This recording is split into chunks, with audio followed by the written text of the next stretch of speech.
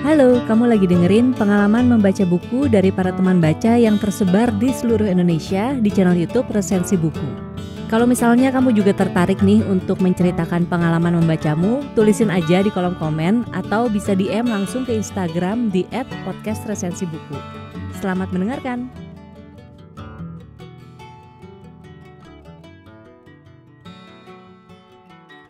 Halo, gue Budi dari podcast Sajak Virtual, sebuah podcast tempat gue membacakan puisi-puisi yang sebagian besarnya karya gue sendiri, dan gue juga ada podcast Review SJW, di mana gue membahas isu-isu sosial dan budaya, juga politik dan lingkungan yang ada di film, TV series, dan pop culture lainnya.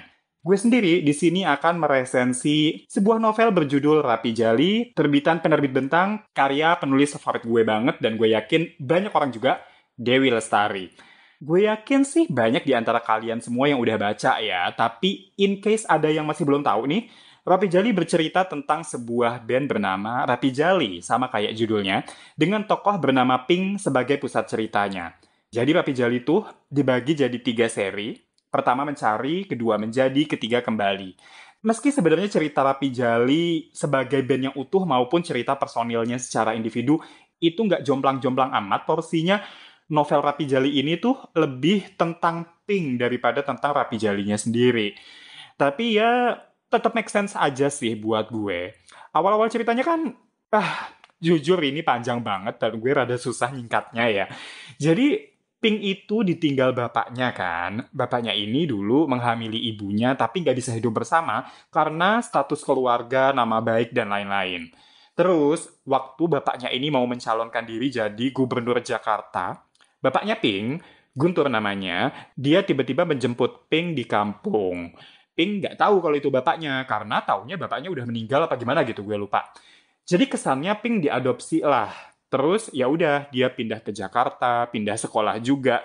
Dan di sekolah, one way lead to the others, dia jadi ngeband sama teman-temannya. Nah, gue pikir background keluarganya Pink tuh gak bakal digali sampai sekompleks yang ada di keseluruhan novel Rapi Jali kan. Ternyata aku salah. Drama keluarganya Pink tuh jadi ruwet banget. Jadi kayak di sinetron, dari yang sekilas gue ceritain aja deh. Tadi kan sampai melibatkan politik segala ya kan. Tapi yang bikin gue merasa itu tetap make sense dan masih enak dilanjut. Enak banget. Ya karena gue tetap merasa itu perlu sih. Toh ini gak bikin tokoh-tokoh lain jadi kebanting banget porsinya. Terutama para personil Rapi Jali ya. Porsinya disesuaikan dengan latar belakang keluarga mereka. Pokoknya cerita Rapi Jali tuh erat sama drama keluarga lah. Mungkin karena tokoh-tokohnya anak SMA kali ya. Meski udah kuliah dan lulus bertahun-tahun kemudian pun, kalau emang keluarganya bermasalah, ya sampai gede tetap bakal ngikut itu masalahnya. Kayak adalah drama Rakai sama bapak kandungnya, Rakai sama ibu dan calon bapak tirinya, Rakai sama Jemima, terus Jemima juga ada masalah diatur sama keluarganya. Biasalah, rich people problem yang gue cannot relate. Respon spontan gue tuh otomatis nyinyir gitu loh, kayak, oh look at you being rich and complain about it.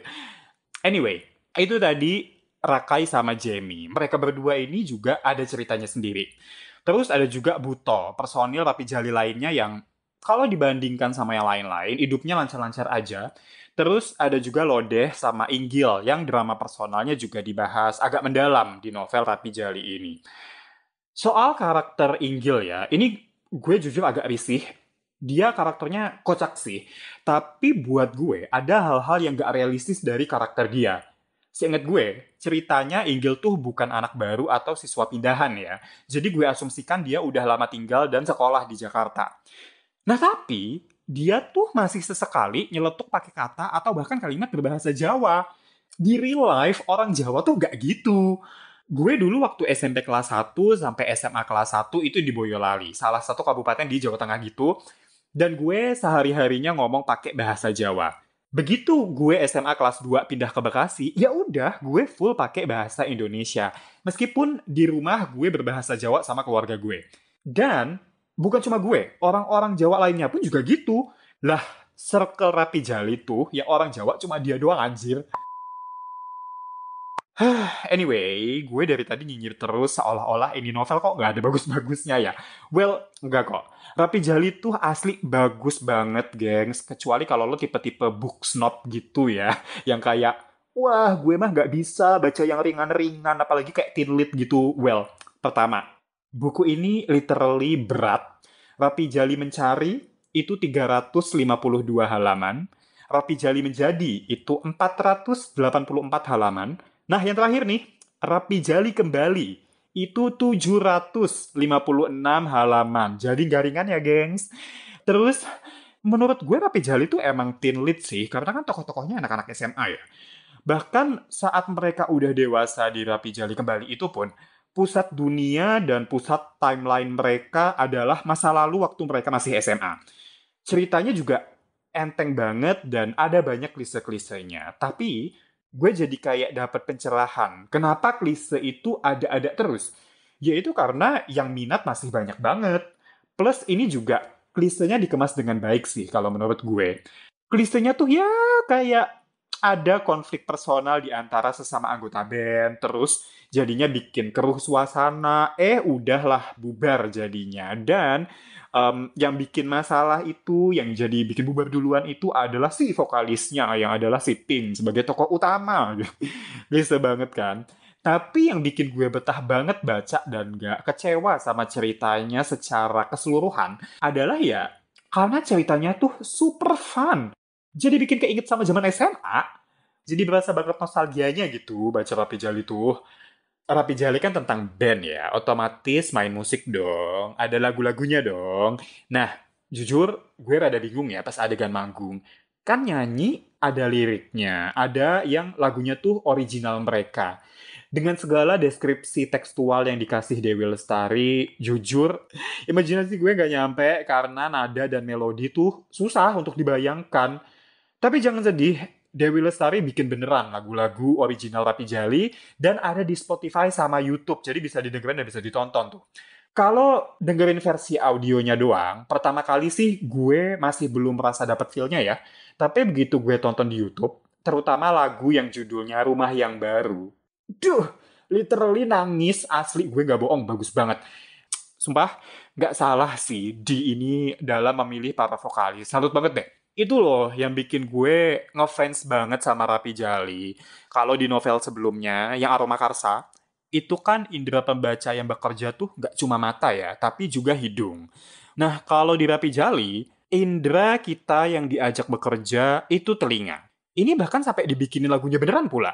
Jadi pengalaman membaca yang gue rasakan itu tuh kaya gitu.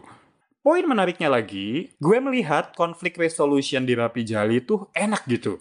Seru melihat perkembangan karakter tiap tokohnya, terutama kalau buat gue, ketika Pink akhirnya konseling sama psikolog dan pelan-pelan diarahkan untuk mengkonfrontasi masalahnya, gue jadi diingatkan kembali bahwa masalah seenggak enak apapun itu harus dihadapi.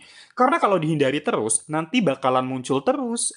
Atau kalau enggak, bakalan termanifestasikan dalam bentuk lain di aspek hidup yang lain, terus jadi bikin hidup kita berantakan, bahkan hidup orang lain juga bisa ikutan berantakan. Terus selain drama keluarga, ada juga drama romantisnya.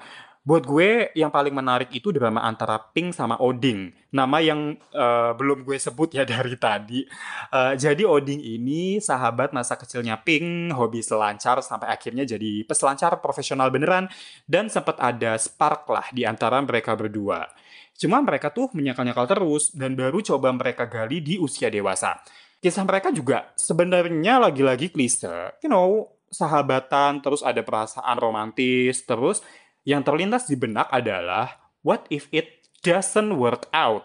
Dan akhirnya mereka bisa go for it anyway setelah mereka membalik pertanyaan itu. Jadi kesimpulannya ya, overall Rapi Jali itu bagus. 8 dari 10 lah buat gue. Cuma emang ada detail-detail kecil yang menurut gue bisa diperbaiki. Gue juga melihat Dewi Lestari lagi-lagi agak cringe dalam memberikan nama tokoh. Kenapa gue bilang lagi-lagi? Ya soalnya waktu di Supernova juga gitu. Karena judul seriesnya petir, oke, nama tokoh utamanya Elektra dengan seorang adik bernama Wati dengan 2 huruf T. Kayak, why? Nah, kalau di Rapi Jali, Pink ini nama aslinya Lovinka. Terus adiknya, atau kakaknya, maaf gue lupa. Namanya Lovardi. Jadi Lovinka, Lovardi. Aduh, mau nangis, cringe banget. Well, again ya, gue bilang itu detail kecil yang gak mengganggu ceritanya secara signifikan sih. Tapi, yuk Teh Dewi Lestari, nama tokohnya yang gak usah segitunya banget gitu background story-nya. Oke, demikian resensi buku Rapi Jali oleh gue, Budi Winawan. Dengerin podcast gue, Sajak Virtual dan Review SJW. Keduanya ada di Spotify. Mohon maaf kalau ada kesalahan dan kata-kata yang kurang berkenan. Gue Budi pamit. Sampai jumpa di kesempatan lainnya dan selamat berkompetisi. Bye-bye!